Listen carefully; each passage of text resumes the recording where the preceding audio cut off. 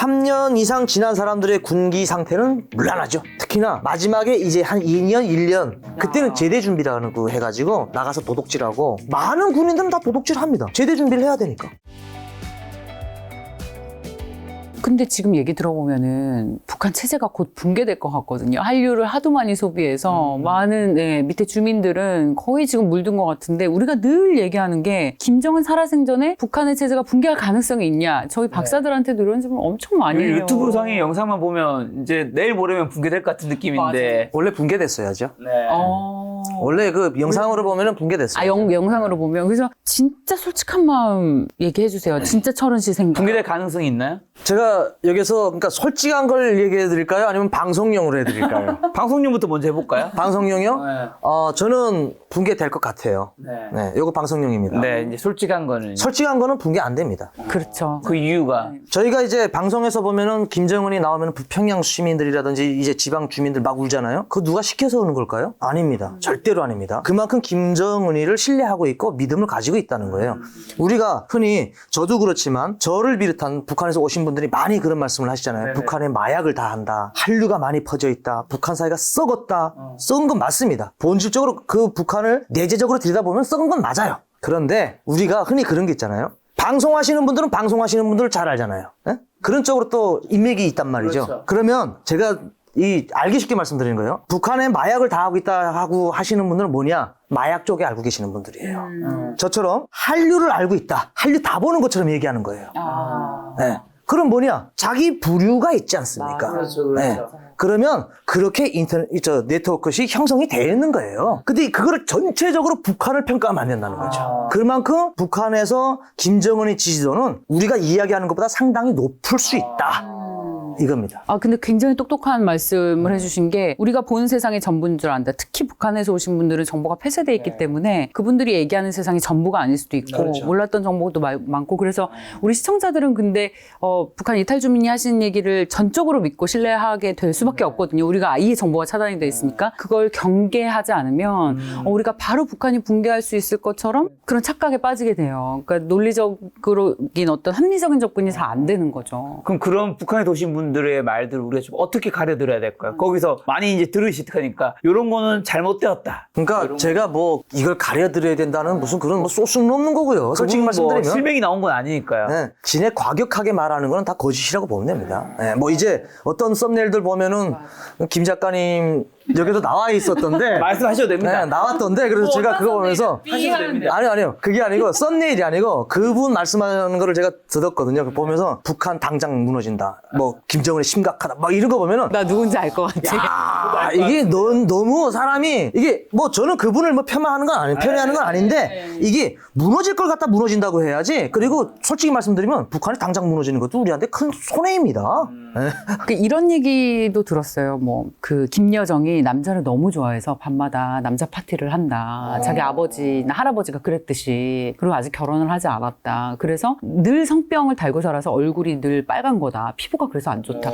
이런 얘기를 너무 확정적으로 하니까 저도 들으면서 위험한데? 이거 들으면 그냥 북한을 조롱하는 거 그 이상도 이하도 아니고 북한을 객관적으로 볼 수 있는데 아무런 도움이 안 돼요. 근데 그러니까 그런 아이템들이 조회수가 굉장히 높다. 저는 그렇게 이야기하는 거는 물론 제가 뭐 김정은이나 김여정이 그런 뭐 돼지 족속을 좋아하는 건 아닌데 그게 좋아해서 그러는 게 아니라 이게 시청자분들과 함께 이제 국민분들이 이제 아무래도 보는 거 아니겠습니까? 아니 그런 말 같지도 않은 정보를 줘가지고 뭐 어쩌자는 건지 저는 도무지 이해가 안 되거든요. 북한에 대해서 무너졌으면 좋겠나요? 우리 희망과 그 팩트는 다른 건데 희망을 마치 사실처럼 좀 전파하는 경향이 있다. 아니 그렇게 뭐 김여정이나 김정은이나 로열 패밀리들에 대한 그 사생활을 지가 뭐 어떻게 알겠습니까? 우리 국정원에서도 알까 말까인데.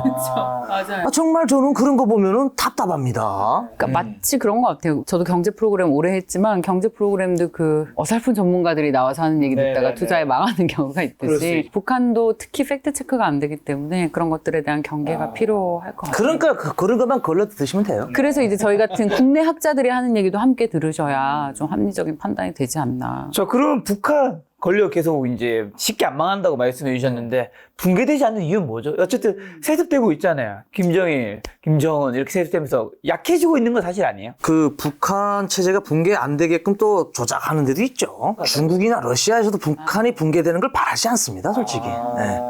북한이 붕괴돼가지고 만약에 이것이 뭐 언제 실현 가능성이 있는지 모르겠지만 우리 대한민국이 북한 영토까지 우리 한반도로 만약 이제 하나의 강토로 된다면은 아니 뭐 중국 코 밑에 미국이 올라와 있는 걸 좋아하겠어요? 이게 국제적인 문제까지 보려면 좀 복잡하지만 이제 북한 내에서만 이야기하자면 북한 사람들이 많이 변하고 있는 건 사실입니다. 우리가 이야기하는 장마당 세대라고 하는데 정확하게는 북한엔 장마당 세대라는 명칭은 없어요.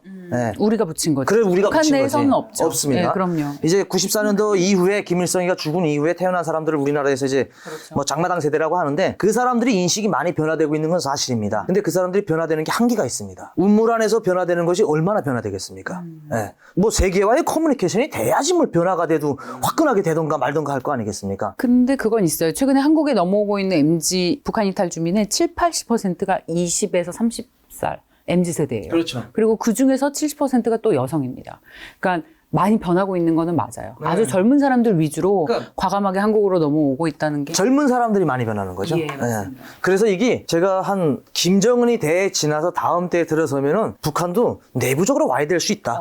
예. 내부적으로 와야 될 수 있다. 그러니까 아까 말씀 러시아와 중국 말씀하셨지만 북한은 지금 시간도 많이 끌고 러시아와 군사적인 결탁을 내서 그 핵무력은 더욱 강화해서 위에는 더욱 단단해졌어요. 근데 밑에 이 주민들의 생활은 더욱 K 콘텐츠로 인해서 정신이 와해되고 있기 때문에 만약에 붕괴가 일어난다면 밑으로부터의 변화가 있지 않을까. 걱정은 저거죠. 이제 러시아가 어느 정도 북한에 지원을 해주겠는지 모르겠는데 그거를 이제 만약 중국처럼 북한에서 북한 주민들이 살아갈 수 있게끔 북한 체제가 유지될 수 있게끔 수돗물 쫄쫄 흘려줬단 말이죠. 근데 러시아는 이제 혈맹 관계로 됐어요. 이제는 뭐 러시아도 물론 이제 우리 남북 전쟁 때 들어와가지고 러시아군도 죽어가지고 참전묘가 뭐 평양에 있는 것처럼 러시아 우크라이나 전쟁하면서 북한군이 나갔단 말이죠. 그럼 북한군도 죽으면 완전 혈맹 관계가 된 겁니다. 그런데 혈맹 관계를 떠나서 이제 경제적으로 러시아에 뭐 지하자원이 얼마나 많습니까? 솔직히 석유로부터 시작해가지고 그거를 수돗물을 꽉 틀어준다고 하면은 북한 주민들이 김정은에 대한 신뢰도가 상당히 높아집니다. 그럼 북한 김정은 체제는 더 공고화되는 거죠. 저는 그게 조금 러시아 푸틴이 얼마나 도와주겠는지 그것도 관건이라고 저는 생각을 그게 합니다. 전 세계의 초미의 관심이죠. 그렇죠. 예, 트럼프 행정부가 들어선 이후에 또 그게 어떻게 변할지. 왜냐하면 트럼프 눈치를 러시아는 볼 수밖에 없을 거거든요. 종전 그렇죠. 협상을 빨리 한다고 하면서. 근데 그 시간에 또 북한이 시간을 벌어서 오히려 어떤 핵 능력 고도화를 하진 않을까에 대한 고민이 가장 큰 것 같아요. 학계에서도 그렇고. 저 철은 씨한테 진짜 궁금한 게 있는데 요즘 초미의 관심사 러시아에 파병된 군인 혹시 주위에 지금 러시아에 파병된 군인이 있다는 얘기 들은 적 있어요? 북한에 있는 친구들이나 뭐 지인 아니 뭐 없는데 얼핏 한 분이 말씀을 하시면 자기 동생 같다라고 뭐 하는데 그거는 모르겠어요. 그건 아닌 것 같은데.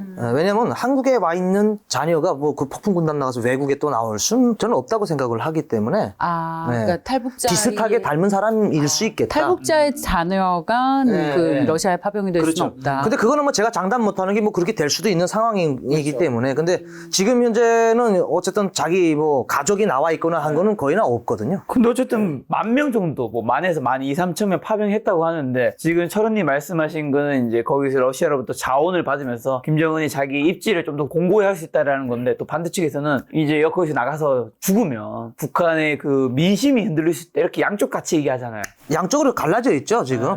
뭐, 그러니까 김정은이 한 데는 이득이 되는 것도 있고 불이득이 되는 것도 있어요. 이득이 되는 건 일단은 뭐 병사들의 뭐 생명값도 있고 뭐 돈도 있고 그리고 뭐 푸틴하고 뭐 딜을 했을 거 아닙니까? 뭐 파병할 때 뭐 여러 가지 조건을 걸어갔고, 예, 그런 걸 해가지고 뭐 어떤 지원 조건을 받았을 거고. 근데 이제 가장 두려운 것은 이제 북한에서 만약에 우리가 흔히 그러잖아요. 북한군 지금 파견되어 있는 북한 파병은 아니고 용병이라고 해야죠, 솔직히. 그 용병들이 90%, 뭐 거의 뭐 100% 전멸될 수 있다라고 하는데 만약에 100%가 전멸되면 가족이 10,000명의 가족이면 몇십만이 되거든요. 그 민심이 문제인데 저는 김정은이가 분명히 지금부터 사전에 지금 북한에서 강의를 저는 하고 있다고 생각합니다. 강연을. 보위부라든지 보안서라든지 단기간에서 우리가 뭐 북한을 가서 뚜렷하게 우리가 모르니까 그러지. 지금쯤 저는 북한에 만약 내가 보위부에 있었다면 제가 지금 뭐 할까를 생각을 자주 해보는데, 그러면 이 시간대쯤 되면은 한국과 미국에 대해서 막 또 나쁜 거를 강의하면서 저 러시아 우크라이나 전쟁이 파병된 북한군에 대해서 어느 정도 조금 알려주는 거 있을 것 같다는 생각이 있어요.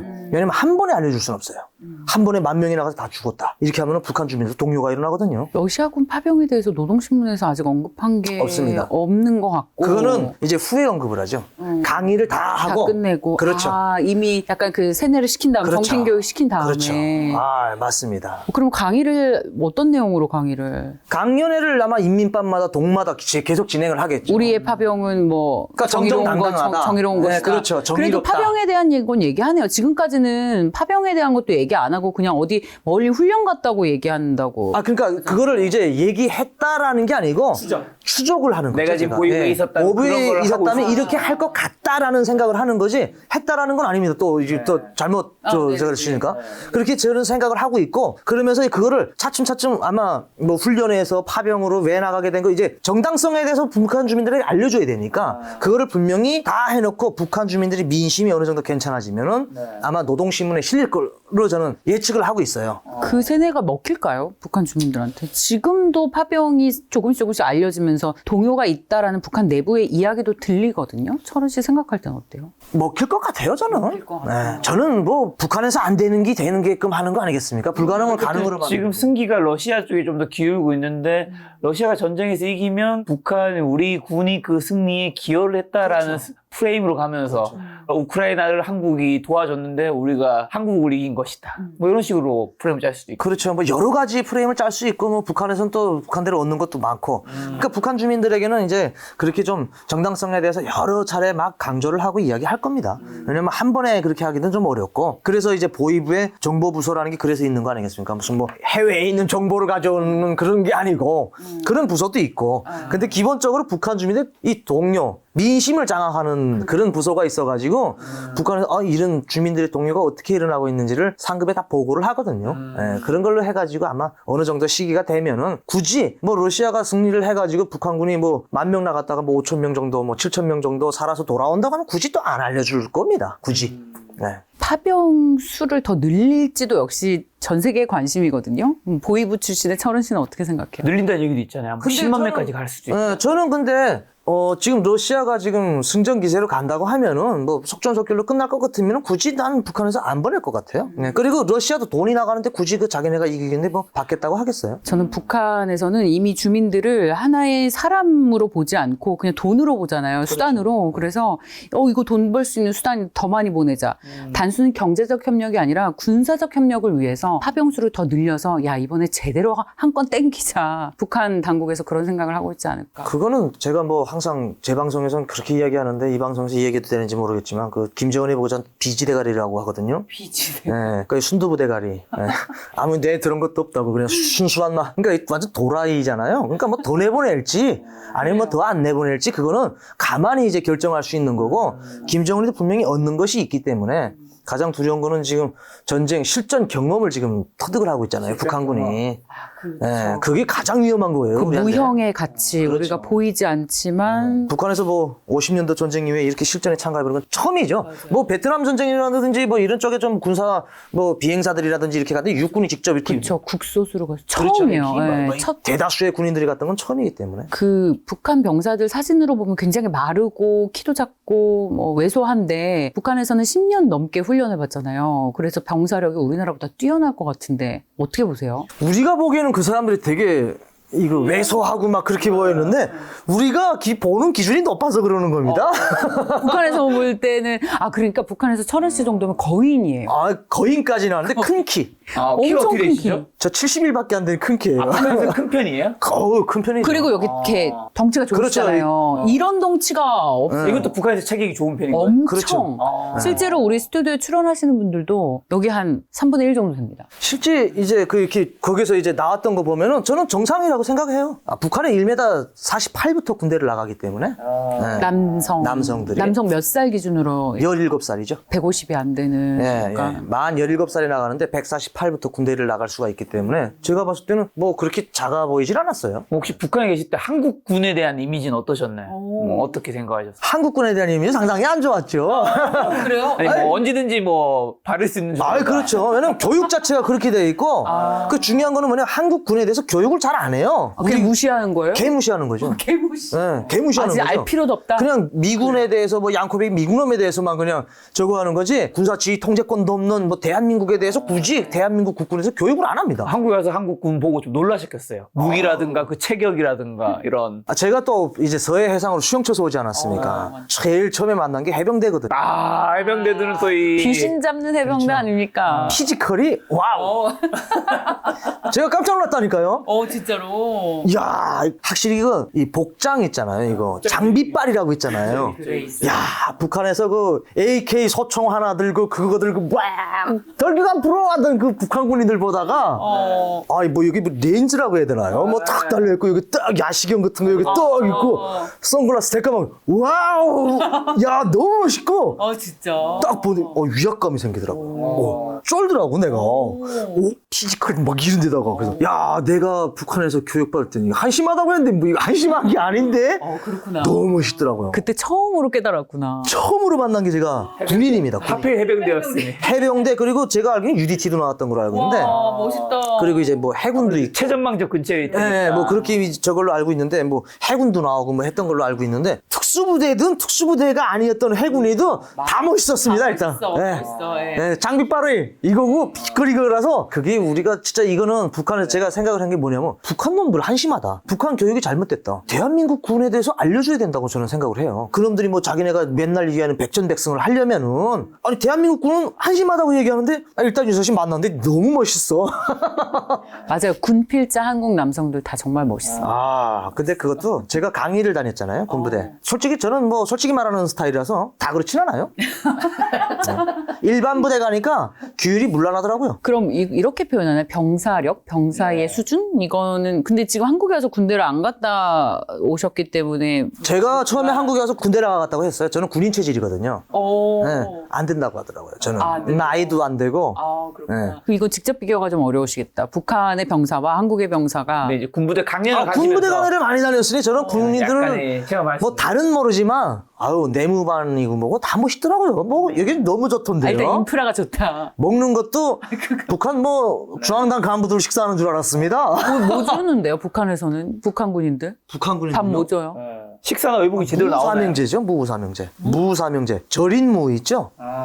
그거 그냥 삼형제라고 북한에서 삼형제라고 하는데 그 염장무 하나 가지고 모양만 다르게 해요. 네모나게 썬다든지 깍두기 형식으로. 그리고 그 우리 피자 오면 오는 것처럼 납작하게 썬다든지 그리고 채칼로 친다든지 해가지고 모양만 다르게 세 가지고 그렇다고 뭐 이게 전반적인 부대에서 100% 그런 건 아니고 기본적으로 많은 부대들에서 그렇게 일단 식사를 합니다. 그래서 식사가 좀 형편없다는 거네요. 그렇죠. 일단 형편없는 거예요. 우리하고 비교하지 맙시다. 이 부끄럽습니다. 탄수화물은 있고 밥은 있고 밥도 뭐 많은 부대들에서는 이걸 뭐라고 얘기해야죠? 쌀밥이라고 얘기하기는 쌀밥은 먹는 부대는 진짜 고급진 부대고 그러니까 옥수수 막 그 분쇄한 거라든지 그래 감자 분쇄한 거라든지 뭐 풀이라든지 뭐 이런 거 섞어서 먹는 부대들도 있고 그건 부대마다 차이가 있지만 기본적으로 많은 부대들은 어려워요. 그럼 북한 군인의 좀 군기 실태 같은 거는요? 10년 군복무하는데 그렇게 뭐 군기가 그렇게 빡빡하게 들어가겠지는 못하죠. 3년 북한군은 이제 3년 군복무하면 끝났다고 생각합니다. 3년 동안에는 진짜 빡세게 하는데 그 이후부터는 요령을 찾아요. 똑같은 일상이 10년 반복되지 않습니까? 그러면 요령이라는 게 생기지 않겠습니까? 예전에 10년 지금도 아마 많을 거예요. 10년 군복무 끝나고 집에 갈 때 아들 손잡고 가잖아요. 와이프당 데리고 몰래 나가가지고 가족을 만드는 거예요. 패밀리를 만드는 거죠. 사실은 그게 불법인데 10년 동안 군복무하면서 뭐 그 주변에 있는데 막 나가가지고 그렇게 하니까 3년 이상 지난 사람들의 군기 상태는 문란하죠. 특히나 우리나라도 말년병장들은 문란하더라고요. 그것처럼 북한도 군 전역하기 한 2, 3년 됐잖아요. 2, 3년 남았으면 대신에 북한은 연한이 길잖아요. 10년이니까. 물란한 상태로 너무 오래 지내는데요. 그렇죠. 7년을 보내네요. 그러니까 3년을 보내죠, 3년을. 그러니까 3년을 빡세게 하고 그렇죠. 나머지 3년 빡세게 하고 그 나머지 중간에 7년을 더 있어야 되잖아. 어중간하게 생활하고 마지막에 이제 한 2년, 1년. 또 빡세게. 그때는 이제 완전 완전 늘어지는 거. 늘어지게. 그때는 제대 준비라는 거 해가지고 나가서 도둑질하고 돈 마련해야 되니까. 이렇게 아무렇지도 않게 얘기한다고요? 진짜 공경연하게 도둑질을 해요? 도둑질하고 뭐 어디 가서 뭐 강도질을 해야지. 그 군인이? 사람도. 북한은 군인들이 다 도둑놈이에요. 그래서 그 실제 지역 주민과의 다툼들이 있다고. 그렇죠. 제가 뭐 북한 군인들은 실제 이건 뭐 거의나 뭐 도둑질 안 하는 사람도 있겠죠. 군인들 속에. 근데 많은 군인들은 다 도둑질 합니다. 제대 준비를 해야 되니까. 제대되면 자기 먹고 살 준비를 해야 돼요. 아니 도둑질 말고 먹고 살 길이 없어요? 없죠. 월급을 그렇게 주는데 어떻게. 하긴 공부를 한다던가라고 해도 공부를 해도 직업 선택의 자유도 없고 그렇죠. 뭐 고시가 있는 것도 아니고 답답하네요. 다 이해할 수 있게끔 설명하자면 한 달 동안 김 작가님 TV 출연을 해가지고 연설을 해야 됩니다. 지루합니다. 네. 무 준비해드리겠습니다.